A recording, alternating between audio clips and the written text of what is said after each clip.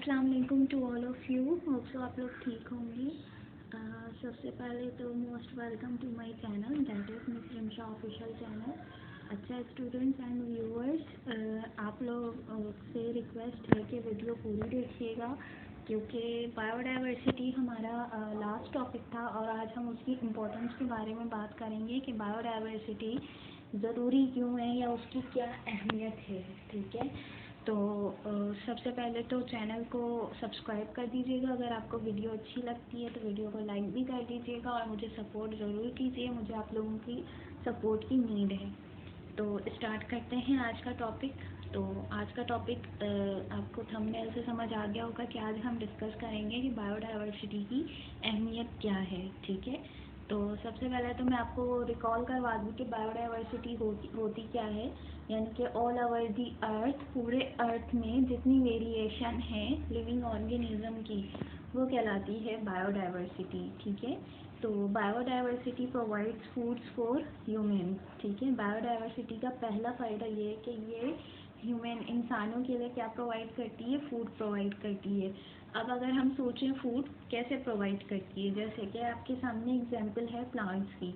Animal क्या खाते हैं या ह्यूमन बीइंग क्या खाते हैं, हम क्या खाते हैं, हम प्लांट्स खाते हैं। ठीक है, प्लांट्स में हम क्या खाते हैं, बहुत सारे प्लांट्स हम खाते हैं। ठीक है, मस्टर्ड हम खाते हैं और पोटैटो हम खाते हैं, ऑनियन खाते हैं। ठीक है, तो तरह तरह के वेजिटेबल्स एंड फ्रूट्स जो हैं वो दरअसल क्या हैं, प्लांट से ही ऑब्टेन हो रहे हैं ना। तो इस तरह से हमें प्लांट्स के थ्रू जो है क्या कहते हैं, फूड भी मिलता है। ठीक है, इसी तरह बीइंग अ मुस्लिम हम क्या चिकन भी खाते हैं। ठीक है, मीट भी खाते हैं, मटन भी खाते हैं। ठीक है, तो यानी कि रेड मीट भी खाते हैं हम, वाइट मीट भी खाते हैं। ठीक है, तो फिर ये भी क्या है, ये भी हमारे लिए फूड का सोर्स है। तो बायोडाइवर्सिटी की वजह से क्या हो रहा है कि इंसानों को फूड मिल रहा है। पहला पॉइंट तो ये हो गया। ठीक है, a significant proportion of drugs are derived, बहुत ही ख़ास मकदार में ड्रग्स का मतलब होता है मेडिसिन। ठीक है, बहुत ही ख़ास अमाउंट जो है मेडिसिन की वो मिल रही होती है, या तो डायरेक्टली या फिर indirectly from biological sources. Biological sources क्या है, यानी कि प्लांट्स, एनिमल्स। ठीक है, अब प्लांट से ही हम देख लें कि हमें बहुत सारे ड्रग्स मिल रहे होते हैं, बहुत सारे मेडिसिन मिल रहे होते हैं। ठीक है, तो सेकंड पॉइंट यही है कि बहुत सारे अनलिमिटेड ड्रग्स जो हैं या मेडिसिन जो हैं वो हम ऑब्टेन करते हैं बायोलॉजिकल सोर्सेज से। और बायोलॉजिकल सोर्सेज में क्या क्या आ जाते हैं, प्लांट्स आ जाते हैं, सीड्स आ जाती हैं। ठीक है, तो वहाँ से हम क्या करते हैं, ड्रग्स या फिर मेडिसिन ऑब्टेन करते हैं। ठीक है, इसके अलावा हम माइक्रो ऑर्गेनिज़म से भी हम क्या कहते हैं, मेडिसिन या ड्रग्स को ऑब्टेन कर सकते हैं। ठीक है, बहुत सारे मेथड्स हैं, बहुत सारे सोर्सेज हैं जिनका हमें पता तक नहीं है। ठीक है, तो फिर क्या है कि a wide range of industrial materials, बहुत सारी मकदार में, बहुत सारी रेंज में हमें इंडस्ट्रियल मटेरियल्स मिल जाता है, जैसे कि बिल्डिंग मटेरियल्स हैं। ठीक है, बिल्डिंग मटेरियल्स में क्या होते हैं, पाइप जो है हमारे पास, जो सिलिकॉन की है, या फिर जो बिल्डिंग बनाने के लिए तरह तरह के मटेरियल्स हैं। ठीक है, वो हमें मिल जाते हैं। ठीक है, फाइबर्स यानी कि कपड़े। ठीक है, डाइस हमें मिल जाता है, रेजिन हमें मिल जाते हैं, गम्स मिल जाते हैं, एडहेसिव उसे कहते हैं जो दो तरह के सरफेस को आपस में बाइंड करने के काम आए, जैसे कि सीमेंट है। ठीक है, सीमेंट क्या करते हैं, बाइंडिंग मटेरियल है, जो कि क्या करता है, ब्लॉक के ऊपर लगाया जाता है ताकि दूसरे ब्लॉक को, मतलब दो ब्लॉक के दरमियान, दो ईंटों के दरमियान सीमेंट को, या दो पत्थरों के दरमियान सीमेंट को लगाया जाता है ताकि वो एक वॉल बन जाए। ठीक है, रबर है एंड ऑयल है जो कि ड्राइव्ड हो रहे हैं डायरेक्टली, कहाँ से, प्लांट से ड्राइव्ड हो रहे हैं। ठीक है, फिर क्या है कि biodiversity plays important role in making and maintaining ecosystem को बनाने में और उसको मेंटेन करने में बायोडाइवर्सिटी का बहुत ही अहम किरदार है। It plays a part in regulating the chemistry of our atmosphere and water supply.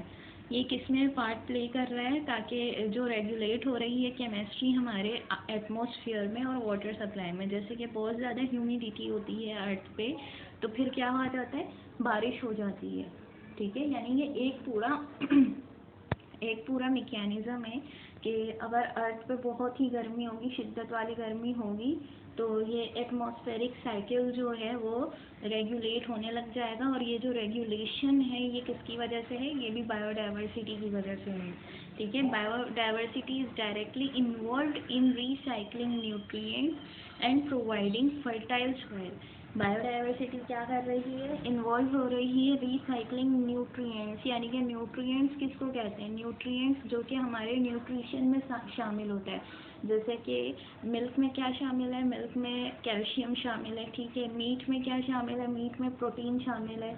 इसी तरह बहुत सारी चीज़ों में, जैसे पल्सेस है, पल्सेस में दालें जो है हमारे पास, उनमें क्या शामिल है? उनमें भी प्रोटीन शामिल है। तो ये जो प्रोटीन है, कैल्शियम है, कार्बोहाइड्रेट है, ये सारे न्यूट्रिएंट्स हैं, ठीक है। तो बायोडाइवर्सिटी क्या करती है कि जैसे कि मिसाल के तौर पर बीइंग अ मुस्लिम, हमारे साथ क्या क्राइटेरिया है कि हम में से किसी की जब डेथ हो जाती है तो फिर क्या होता है कि उसे ज़मीन के नीचे दफना दिया जाता है, ठीक है। और फिर कुछ साल में ऐसा होता है कि वो जो बॉडी होती है लिविंग ऑर्गेनिज्म की, वो डिकम्पोज होने लग जाती है, यानी कि जितने भी यूज़फुल बैक्टीरिया हैं वो उस बॉडी को खाने लगते हैं और उसके जो न्यूट्रिएंट्स हैं, जाहिर सी बात है हमने ज़िंदगी भर जो खाया है, दाल, मछली, अंडे, जो भी कुछ खाया है, सही है, वो हमारे उसके न्यूट्रिएंट्स हमारी बॉडी में कहीं ना कहीं शामिल हैं, बल्कि पूरी बॉडी हमारी न्यूट्रिएंट्स से बनी हुई है, ठीक है। तो क्या होता है कि सारे न्यूट्रिएंट्स जो हैं वो सॉइल में, मिट्टी में जो है ना मिल जाते हैं, सही है। अब उसी जगह वो जो मिट्टी होती है वो इतनी ज़रख़ेज़ होती है, इतनी ज़रख़ेज़ होती है क्योंकि उसमें बहुत सारे न्यूट्रिएंट्स शामिल हैं, यानी कि कब्रिस्तान की जो मिट्टी होती है वो सबसे ज़्यादा ज़रख़ेज़ होती है, ठीक है। तो उन मिट्टी में, उस मिट्टी में जो भी प्लांट्स हम लगाएं, जो भी सीड हम बोएं, वहाँ पे प्लांट्स जो हैं बहुत ही जल्दी हो जाएगा और बहुत ही अच्छी ग्रोथ के साथ होगा, ठीक है।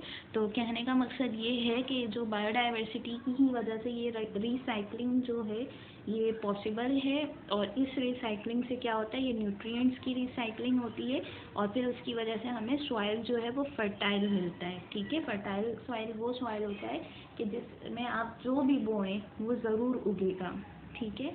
तो होप सो आप लोगों को ये वीडियो समझ आई होगी, ये लेक्चर समझ आया होगा। अगर आप लोगों को लेक्चर समझ आया है तो प्लीज़ लाइक कीजिएगा, और अगर कोई कन्फ्यूजन है तो कमेंट सेक्शन में लाजमी पूछिएगा, ठीक है। मिलते हैं नेक्स्ट वीडियो में, तब तक के लिए अपना ख्याल रखिएगा। अल्लाह हाफ़िज़।